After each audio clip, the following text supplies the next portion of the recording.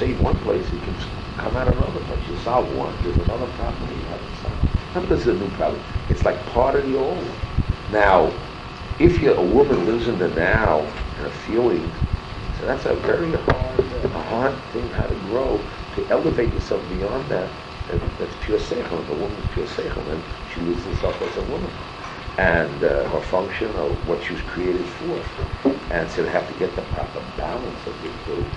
And she needs role models of Sarah, Rachel, Yael, all these different, look into the Chazal, how to handle what they do, how does you mention the release, how did Sarah relate to such a great husband, what did she do, how did she act with him, and all these different problems. Here, we wanted to get involved, and we got to have scrutiny in the idea that he patched up the most that he could with him, and yet at the end there was not something. That's a very scary story. Yeah.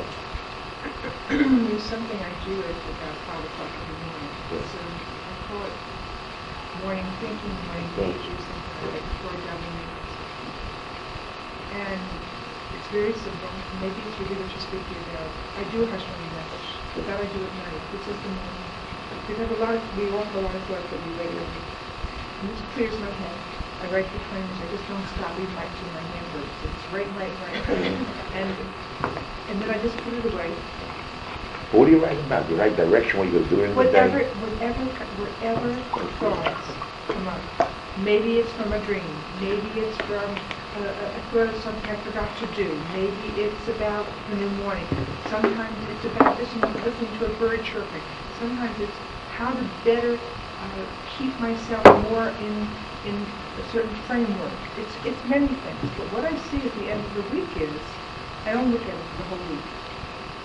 The Hashemani Nefesh, I look at it. This I don't look at it all. At the end of the week, I feel that there's some sort of a trend. There's something that's going on, because I don't really know what's going on with me all the time. And I'm not in psychoanalysis, and I'm learning Torah every day, but I'm not learning it like being in school and sitting and then trying to apply it in the afternoon, or in the morning, or in the afternoon. I'm picking it up when I can, in between my work. So this seems to give me some guideline to what's going on. I mean, that helps me. And then I find for myself those morning pages gives me what is going on, because I know that I can't figure out my dream and where I'm this part of the dream and that part of the dream. And when I do this and look at the end of the week, almost always there's some trend that the HRO is pulling on me on this thing or on that thing, and I see it. It goes right through the pages. And then I will work with it with somebody else. I will call someone and ask to give me 20 minutes on the telephone. Can I explain to you something? I explained this for years, but I'll explain it again. There's pre-Abraham, there's Abraham, there's Moses, and there's post-Sinai, and there's the Goenic period, the Rishonim and Achronim, we're home. Education means you continue on from this. What most people are doing is adventuring and feeling about the soul like people years ago, the early 60s and 70s. They're trying to discover their soul. And that sit down. And discovering their soul and experimenting and finding about it. I want to explain something. I'll explain it again. Avram Avinu, when he started, I explained he didn't pick up his finger unless his mind dictated. His heart didn't beat unless it looked at it. But pure logic of understanding the world and the human being, he was able to get and figure out the 613 mitzvahs. He's a master. Before God even spoke to him or he moved him. Now God is a subject of another dimension of the Tzelem Elokim, the godliness of him. We today, and that's just Abraham, is already finished. We have the children of Abraham, the students of Abraham, according to the Mishnah. And then we have Sinai, which is another altogether dimension. And we have what's going on. We're advancing. We're not advancing so much for some reason. Although we think that psychology and a lot of information is in the world, a lot more information, the education, loads of ideas, but in the actual development of human beings, although today there's a lot of interesting breakthroughs, but they're all of pain and pleasure. You find it in Shiur showing from Rabbi Tam, how to handle it. Imagery is basically Rav Simcha Zissel talks clearly about anything. He talks about Koy Hatzir and how to do it. They're involved in all these types of things. But that is not really what's happening. What's really happening is, I mean, that's also true. When a person, religion is when somebody's together already, and he's reaching the heights of really holiness and purity. And holiness only can come from God. If you do all this, you do all these things of cleansing one's soul. At that point, Judaism really comes into play. And we have, it says, there are 48 ways you can pray. But the end is, if you don't have all the 48, you really don't really grasp the Torah, because the Torah God demands from man the totality of his mind and his whole being. Just part of the brain or part of the faculties, like you said, there is the senses of seeing and smelling and touching. If you don't use all the faculties, you say, well, some people need this. No, everybody has all and have to. Maybe one is more focused, but in order to have the totality of the mind, all those things had to happen. And that's what happened at Sinai. They saw a noise and they heard. They saw a noise and they heard the things that are moving. The whole being changed. And okay, you gave a modern solution, but it's not totally. I don't say we do much better, but that's not really what the final solution is, because we're not together yet. We're lopsided. Who's joined together? Tilt. What? We call them the old pinball machines. Tilt, whatever it is. And we're hoping for the Mashiach to come and tell how we get together. But in reality, we're striving, like the people of science are striving. So they're striving for the goals of for enjoyment, of not to feel frustrated, to get the most out of life, or whatever may be their goals, or the pleasures of the world, and living with it. And our goals are a little different. Our goal is to do God's will and to be part of His master and to do the right things. That's another dimension. That's another heart of John's, and therefore. I mean, my other solution would be that you have to study the Chazals more, and it's not going to classes, such classes. I mean, women are potter from learning Torah, except for the things that don't get them, and they need those. And you have to have the God gives being a extra understanding to women in order to understand and solve the problems quicker and faster. And imagine you got a group of women together, religious women, being a Sarah, how to solve the problem. So get a lot of good people. How to patch things together, hard problem. Someone will talk about it today. Maybe next week we'll talk about how to patch things together. And how does a woman handle her now, the understanding of Seichel and Tov. But definitely you made an attempt. And, you know,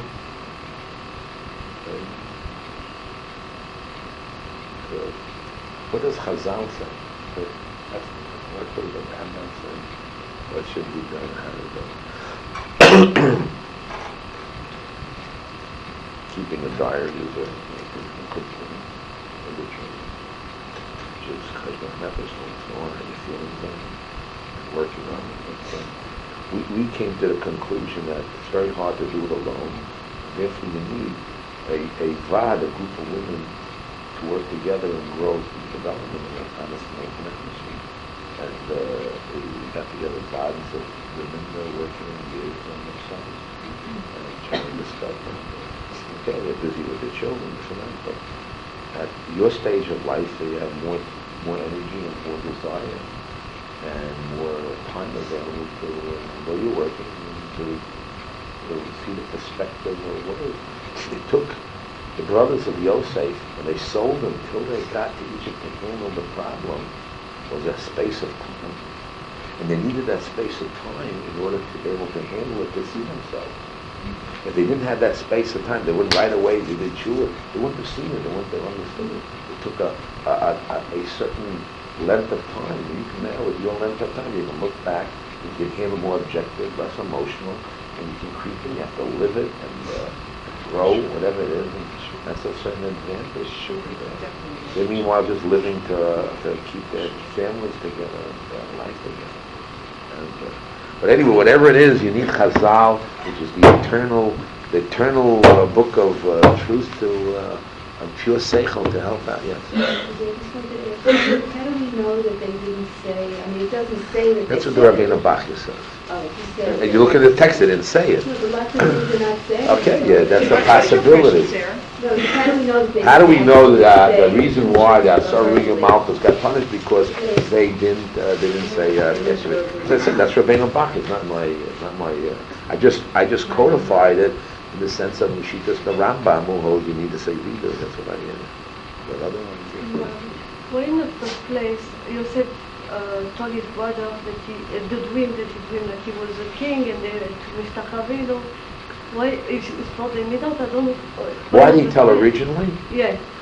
That's what he saw in his prophets. That's what he saw. Nothing more than that. And even here, as his brothers get together and they make everything good, he also told them, Al tirgazu baderach. He gave them mussar, like the older brother telling the younger brothers what to do. And he gets a position. Not only he's giving them food, he tells them, listen, when you go back, make sure you concentrate on the road. You don't think other things like driving a car. Don't think of more Torah too much. And don't go too quickly. You got to stop off at the right time before it gets dark. He's giving them a whole, an adult-child, relationship there, father-child relationship there. He's getting them. So that's what he was saying. I mean, he was saying that, listen, I have this role, and I see it in the future. And he told them what he saw, and they said, you're just pushing your trip. And according to what's happening, he's giving every word to his father. He's snitching to the father. He's goody-goody, telling over things to the father, and they're getting hurt. So they naturally reacting. They're normal people reacting. At the end, it came out that it really was a prophecy. The young someone else had a game, but yes. Why Hashem wait to complete the punishment by Sarah finding him up? Why didn't he just punish the apple? It takes years, again, to put a perspective. I explained to you that I just have to understand. I'll explain it again a little bit quickly. The Greeks wanted to fight against the Jewish people. So what they do, they made us follow, not to have milah, circumcision, not to keep Shabbos, but they wrote on the horn, we had to write on the horns of the animal, that we have no connection to the God of Israel. Now how would that affect us? Okay, so Rashi explains it, and Yad Moshe explains it. It's very simple. Because when the Jewish people went out of Egypt, and they had the highest heights of recognizing God, the miracles done, they got at Har Sinai, they saw God, and so to speak, but I mean, the countenance came, and they got the Torah, and they were waiting to get the Torah, and waiting for Moshe to come down from Sinai after they got the Torah the first time, get Luchos. They waited for Moshe. Moshe didn't come. They looked at their watch, and they saw him. What did they do? They made an ego. At the point of making an ego, they really were saying, it was a statement that although they all their belief with God, they have a part of them that they can believe in idols and just get rid of God in a second. The God consciousness just disappear for a moment. So now they know this, and the non-Jews know it. The Greeks are very smart. And they told the Jewish people, listen, Jewish people, down deep in your psychology of Jewish people, you have this quality of who you are and what you are. At the beginning, when everything was all your way and God was all helping you, and you saw the greatness, you had this weakness that you're able to throw away God and accept other gods. So that's the beginning of the problem. So therefore the Greeks told them, this is who you are anyway at this height. So So they said many things to them. One of the things was that this is the height of what you are. So therefore, what's wrong with us? We're now doing God's role, master role. Be like us, or you guys anyway worship idols. And so what's the difference? What are you fighting for? To discourage them psychologically. And so you always got to go back to the beginning. You go back to the beginning. Like the Jewish people didn't have emunah and bitachon, they had fear, which was the 10th tribe. So those qualities were not yet totally developed. Now, in order for that, so although at a certain point it looks everything is good and sewn up and together, and the brothers felt that everything was good and bitachon and emunah, but when you build a house, or you have something, it takes years that the floor shows. It doesn't come right away. In other words, in time, certain floors show. You know, a floor is a what? A blemish shows. So it took years for the perspectives to show that this blemish showed and it made a difference. It made a difference at this point. They couldn't see it at the moment. They thought they did tshuva 100%. What can they do? I did everything I could. They thought everything was perfect, but it wasn't. They still had certain, like a cancer cell. It takes time for that one cancer cell to start rejuvenating and starting again. So it took time for this cell to start working, and it took years of perspective. That's what I was trying to tell her, that sometimes even a perspective, they're able to handle it. That thing would have happened to them, they didn't handle that problem. Since that sort of, these great 10 rabbis didn't handle that problem, which is emunah, bitachon, and fear, so they were punished for that sin, which means that in their DNA or their consciousness of the Jewish people, they didn't clean that act up, and it still had effect to them. Yeah. You mean it was so subtle at that point? In other words, they were so It's clean, hard to see. It was still hard so to see. subtle that there was nothing to punish So you there. clean a house, you think Later on. everything is good. Then comes somebody and puts the hand on top of the refrigerator or the top of the door, and you thought you cleaned it perfectly. I mean, you didn't see it. You're working all day long cleaning. They didn't see what you cleaned up. Look at the parts I cleaned. But they're not looking at what parts you cleaned. They're looking at the dirt that's left. And, so that's the story. It just takes time to see it, to show. Yeah. I came here. I have a hard time accepting, she thought it was subtle, but to me, it didn't seem subtle. It seemed like the fact that they had to lie when their father died is not subtle at all. So, and the other thing I wanted to ask was, I have a hard time understanding the prototype of we say that the brothers with Tzaddikim. But this story of him with the brothers and everything, it seems like it's the prototype of looking out the hatred. There's a lot of hatred going on.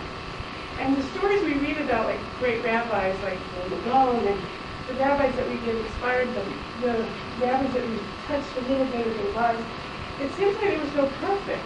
Like they totally conquered the Yetzaras, and I don't know.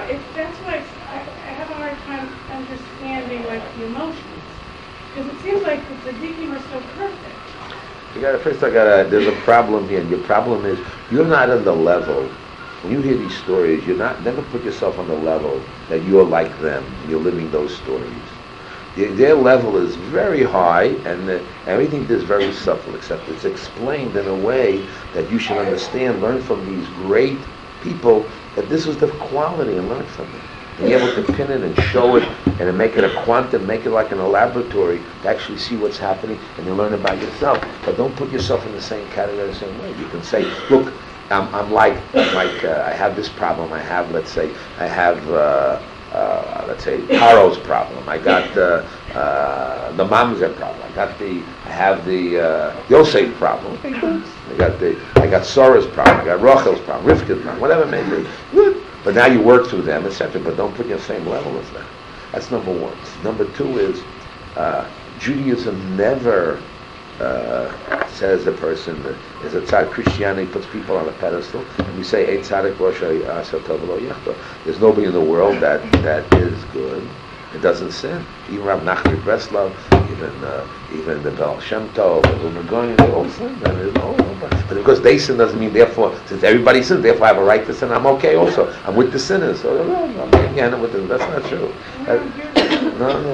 So now, but the question is, who's writing the stories? The Torah, God writes the story, so he tells you what happened. If you write the story, so from your perspective, looking from the outside, it's all like that. But in reality, you're not too interested in getting involved with their life, what they really are. What you're really interested in, what you learn from them. And therefore, when you talk about tzaddikim, you really say, forget about all those other parts. Let me see what I learned, the positive things. I don't have to learn the bad parts. Same when you look at your parents, whatever it may be. You have to look at the good. What do you learn from the person? You say, well, I can't learn from the person I see over there. That's childless, not maturity. So you have to focus on what you gain. The Torah is telling you another story. It talks about everything in every aspect. And you want to gain, like I said, this is like pure seichel. And these are eternal cases that exist. Miriam, Lashon Hara. And what happened there? Well, who is it? Well, and it's to give us guidance in our lives to get the right measurement, the steps of what do and how to do. Yeah. Like when you talk about Avram Avinu, kind of like talking about How do I what? Avram Avinu. Yeah. And what? It seems like he was very close to perfect. Like you said, he was close, like he didn't move a little of his body. No, that's not being perfection. connected to That's Hashem. no, everybody's supposed to. That's not our. But we're not. No, let me explain that 20 times. That's not called perfection. That just means he's in control of his body. Now that you control the body, now how are you Shalom Elokim, your godliness taking place? Where's the holiness? And then Avram Avinu had to be tested 10 tests just to reach another stage of life, to be part of the creation of this new creation. And nowadays Avram Avinu exists. There's extension. There's further. There's a son Yitzchak, and then there's Yosef, and then there's Moshe. And all these people are growing, and things are happening, greater and moving. What they did, what Avram Avinu did, is we call pre-Abraham, like prehistoric fossils. And everybody, to our today's world, is just happening. The guy in India, wow, that's a big thing.